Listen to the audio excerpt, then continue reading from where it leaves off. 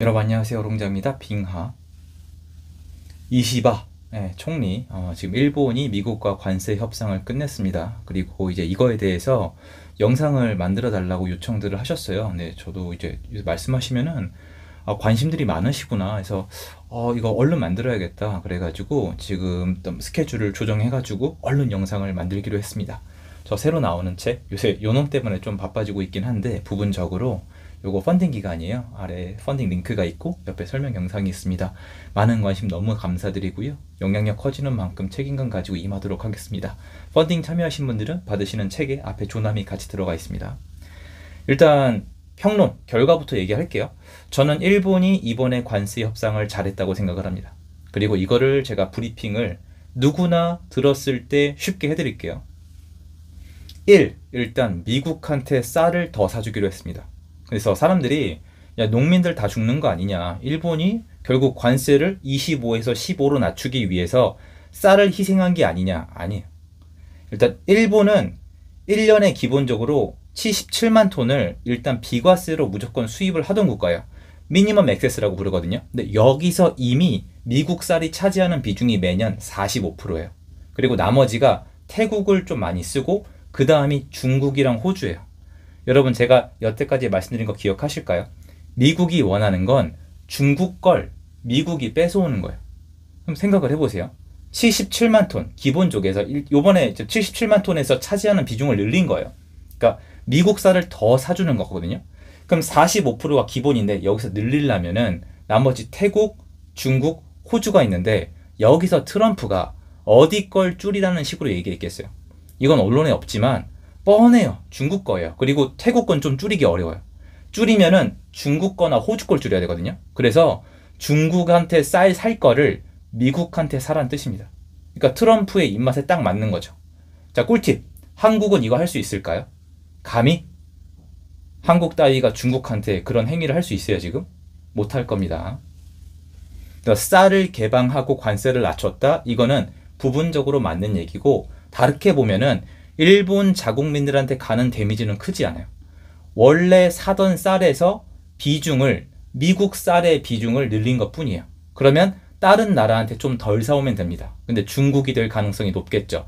이러니까 중국이 난리를 치는 거예요. 관세 협상에 대해서. 미국이랑 어디랑 만났다 그러면 발악을 하거든요. 그리고 여기서 끝이 아니죠. 일본이 미국에 5,500억 달러를 투자합니다. 근데 요게 사람들이 관세를 낮추기 위해서 현금 박치기 한 거 아니냐, 이런 거 다 잘못된 거예요. 그런 거 이제 보지 마세요. 잘못된 정보가 너무 많은데요. 일본은 원래 미국에 투자를 많이 하기로 유명한 국가예요. 그래서 1년에 평균적으로 원래 5천억 달러에서 1조 달러 사이를 거의 주로 투자를 했습니다. 그리고 이번에 이전에 이미 1조 달러를 투자했어요. 이번에. 그래서 미국이랑 관계를 좋게 만들기 위해서 굉장히 노력을 많이 했고, 이게 왜 이러냐면은 일본의 아픈 역사인데, 예전에 일본이 너무 잘 나가니까 미국이 플라자 합의 갖다 눌렀단 말이에요. 그 당시 이후로 미국과 암묵적으로 좀 거래를 할 때 일본보다 미국에 좀 유리한 거를 많이 하는 편이에요. 역사 자체가 이미 미국한테 두드려 맞은 역사가 있기 때문에. 그래서 원래 투자를 많이 해줬어요. 근데 이번에 5,500억 달러 하는 건 맞아요. 그리고 트럼프가 지금 얘기하는 건 뭐냐면은 그쪽에서 5,500억 달러를 투자하고 이 수익의 90% 정도는 미국이 가져간다고 했는데 틀린 건 아닌데, 이게 미국이랑 같이 투자해요. 그러니까 어디에 어떻게 미국이랑 얼마나 지분을 나눠서 투자하느냐에 따라 다른데, 미국한테 제일 잘 됐을 때, 그러니까 베스트 케이스 때 미국이 90%의 수익을 가져가고 일본은 투자만 한다는 식으로 얘기했죠. 왜냐면 미국 입장에서는 이번 거래를 통해서 일본에서 미국이 이렇게 많이 땡겨온다를 홍보해야 되기 때문에 이렇게 얘기할 수도 있는데, 팩트라고 하기에는 변동성이 너무 커요. 그래서 정리하면은 일본이 미국에 이번에 5,500억 달러를 추가로 투자하는데, 얘네는 원래 미국이 엄청 투자를 해왔고 이 금액이 갑자기 놀랄 만큼 늘어난 것도 아니고 이번에 좀 더 많이 한다, 좀 더 빡시게 많이 한다. 대신에 90% 수익을 미국이 가져가는 거는 케이스 바이 케이스이기 때문에 또 완전히 정리할 수는 없습니다. 자, 그리고 이 세 번째가 중요한데요. 자동차 관세를 낮췄는데 이게 뭐가 중요하냐면은 관세를 25%를 그대로 때려 맞으면은 일본 자동차 업체는 진짜 위험합니다. 이게 한 6개 정도 되거든요. 근데 이게 25% 관세 때려 맞으면은 N저라 하더라도 버티기가 좀 어려운데, 이걸 15% 낮춤으로써 이 자동차 회사들이 생존할 수 있는 길이 열렸어요. 이거 아베 정권 때부터 일본 자동차 살리려고 정말 많이 노력을 했거든요. 그 미국 트럼프 앞에서 막 재롱 부렸다는 표현은 제가 좀 마음이 그렇긴 한데 정말 좀 잘했거든요. 굉장히 좀 잘했어요. 이렇게 막 골프장 막 그 이벤트 있었잖아요.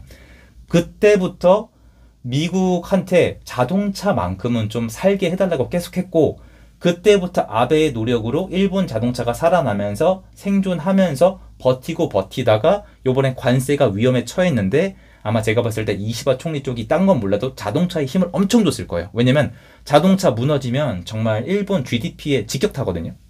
그래서 요번에 자동차 관세 15% 낮춘 거는 대단히 평이 좋습니다. 그래서 일본 자체 내에서도 이건 평이 좋아요. 그리고 좀 얘기가 나오는 게 뭐 철강, 알루미늄 있는데, 철강이랑 알루미늄 50% 유지인데 이것도 알아야 돼요. 일단 첫 번째로 철강. 철강 50% 이거 못 지켜내지 않았냐? 철강 무시하냐? 근데 여러분 아시죠? 요번에 일본이 어떤 일이 있었죠? 그죠? 일본 제철이 US 스틸을 인수했잖아요. 그럼 미국에서 만들 수가 있단 말이에요. 이건 생산 라인에 따라서 미국 내에서 만든 건 수출이 아니에요. 미국 내에서 만들어서 그냥 쓰는 거잖아요. US 스틸이랑 이 계약 관계가 우리가 생각하는 것처럼 재팬 스틸이 US 스틸을 완전히 사온 게 아니에요. 트럼프가 그런 걸 용인해 줄 사람이 아니기 때문에 좀 조건부예요. 그래서 철강은 그대로 냅둬도 사실 철강이 원래 일본이 미국에 수출하는 양이 거의 한 1년에 2조 정도 돼요. 한국 돈으로 2조 원. 규모가 커요. 근데 US 스틸이 있기 때문에 이걸 좀 조율하면은 일본이 관세 50% 맞으면은 좋은 건 아닌데 버틸만 하다는 게 중론이에요. 그리고 US 스틸을 만약에 흑자로 돌릴 수 있다? 그러면 오히려 관세가 올라갔는데도 옛날 같은 상태를 유지하는 상태로 만들 수도 있습니다. 재팬스틸의 CEO님, 하시모토 회장님인가? 제가 이름이 헷갈릴 수도 있는데 여러분 죄송해요. 근데 그분이 재팬스틸도 적자였는데 4년 만에 흑자로 돌렸단 말이에요. US스틸 만약에 적자에서 흑자로 돌리고 재팬스틸이랑 합치면은 관세 50% 부분도 뛰어넘고 미국에서 만들어가지고 커버가 가능합니다. 그리고 어떤 분이 도저히 기사를 쓸 게 없으니까 알루미늄 관세 50%를 써놨던데, 여러분 일본이 미국에 파는 알루미늄 수출액이 1년에, 제가 이게 작다는 뜻은 아닌데요, 수출액치고 여러분이 한번 들어보세요. 한국 돈으로 300억이 안 돼요. 1년에 한 260억? 그러니까 관세 50% 맞아도 눈에 안 보이는 거예요. 왜냐면 자동차랑 철강은 조단이에요. 근데 260억이라니까요. 그러니까 넘어가 버리는 거예요. 그럼 쭉 정리를 해볼게요. 쌀을 희생하고 관세를 낮췄다? 쌀 희생 아니에요. 중국 쌀이 희생당하는 겁니다. 5,500억 달러를 뜯겼다? 아니에요. 원래 투자 많이 했고 그 량을 이번에 늘렸고 관세로 얻어낸 걸 계산해 보면은 그게 더 수익이 크고, 투자해서 돈을 뺏기는 게 아니라 투자이익을 회수할 수가 있습니다. 케이스 바이 케이스인데 트럼프 측이 얘기하는 것처럼 90%를 뜯기는 게 아니야. 다 그런 구조가 절대 아니고, 미국한테 가장 유리하게 돌아갔을 때, 미국도 많이 투자했을 때, 미국이 정말 판 다 깔아주고 일본이 투자만 했을 때 수익 금액의 대부분을 미국이 가져가는 경우도 있다는 겁니다. 그럼 90%는 뭐야? 일본은 투자한 돈을 날리는 건 아니라는 뜻입니다. 그 돈을 뜯기는 건 아니에요. 그리고 자동차는 그냥 무조건 좋은 평가를 받고 있습니다. 철강은 US 스틸이 있으니까 방어가 되고요. 알루미늄은 사실 수출액이 얼마 크지가 않습니다. 여러분 기억해 주실까요? 제가 사람들이 한국이 관세 협상을 답답하게 하는 거에 대해서 맨날 저한테 뭐라고 딴지를 걸었냐면, 일본 봐라, 이시바 봐라, 쟤네도 못하고 있다고 했는데 제가 엄연히 다르다고 했죠. 첫 번째로 한국은 FTA가 체결되어 있습니다. 관세가 빵이에요. 빵에서 시작하는 건데 일본은 FTA가 아니에요. 원래 관세가 있는 국가인데, 관세가 원래 있던 애들이 여기 이미 적응을 끝냈는데 관세가 좀 올라가는 거랑 관세가 빵원인 애들이 갑자기 25% 올라가는 거랑 완전 달라요. 그리고 지금 정권이 기업들을 어떻게 하고 있냐도 중요한 건데, 한국은 관세가 갑자기 확 올라가는 거고 일본은 25% 똑같이 맞아도 확 올라가는 것까지는 아니거든요. 그러니까 엄연히 차이가 있고, 그 전에 US 스틸 사건도 있었고 그 전에 1조 달러를 미국에 갖다 박아버렸어요. 그리고 친중을 되게 자제했어요. 막판에 선거 때문에 이시바가 똥꼬집을 부린 건데, 제가 다시 말씀드리지만 이시바 총리는 정치를 잘한다는 평가를 받는 분이 전혀 아니고 지지율이 원래 엄청 낮아요. 소통을 잘 못하세요. 근데 그러다가 선거철에 미국한테 요청을 했어요. 우리 선거 지금 너무 힘드니까 선거 끝날 때까지 관세 얘기 좀 그만하라고 진짜 대놓고 얘기했어요. 기사 찾아보세요. 있습니다. 근데 미국이 뭐랬어요? 아, 나 몰라. 관세가 더 중요해. 너네가 나가든 말든 난 상관없어. 제가 선거 끝나고 제대로 할 거라고 했죠. 왜냐면 여태까지 깔아놓은 게 있으니까. 아베 때부터 깔아놓은 게 있잖아요. 그래서 선거 끝나고 며칠 만에 그냥 끝내버렸습니다. 자, 벌써 나와요. 일본도 협상을 못하다가 막판에 며칠 만에 관세를 낮췄다. 한국도 충분히 할 것이라고 얘기하고 있는데, 여러분 보세요. 일단 제가 명백히 밝힐게요. 저는 아무리 현재 정권이 이해가 안 되고 싫어도요. 어떤 분들처럼 그 사람들 망신당하라고 이 소중한 한국 모든 국민들의 재산에 피해가 갈 수 있는 관세 협상 결과를 나쁘게 나가라고 기도를 할 수가 없어요. 전 그게 안 됩니다. 저는 지금 한국이 그 뭐 이재명이 나와서 만세를 부르고 자랑을 하더라도 관세 협상이 잘 됐으면 좋겠어요. 제가 바라는 거 그겁니다. 근데 현실을 파악해 드리는 거예요. 아까 보셨겠지만 미국이 원하는 건 중국 걸 뺏어오는 거예요. 중국이랑 거리를 두라는 거예요. 미국이랑 친하게 지내라는 거예요. 미국이 원하는 걸 들어달라는 거예요.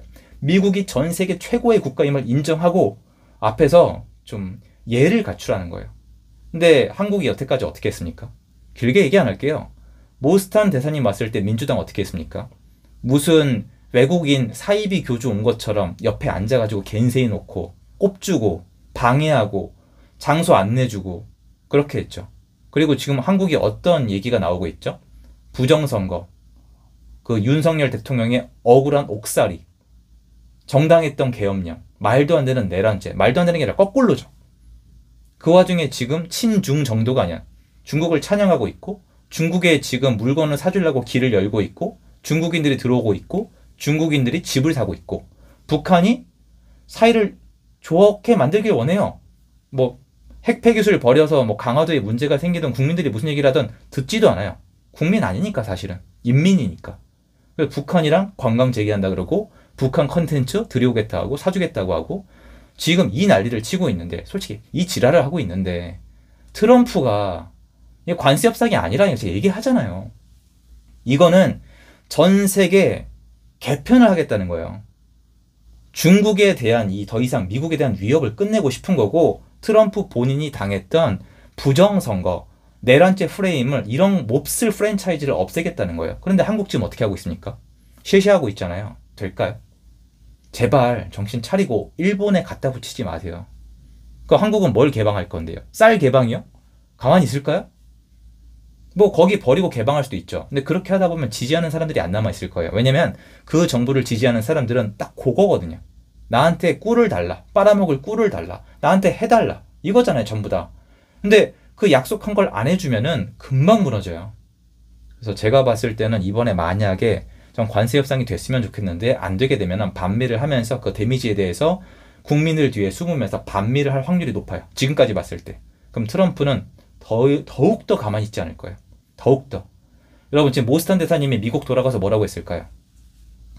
아니 생각을 해봐요. 모스탄 대사님이 미국 들어가서 트럼프한테 뭐라고 했을까요?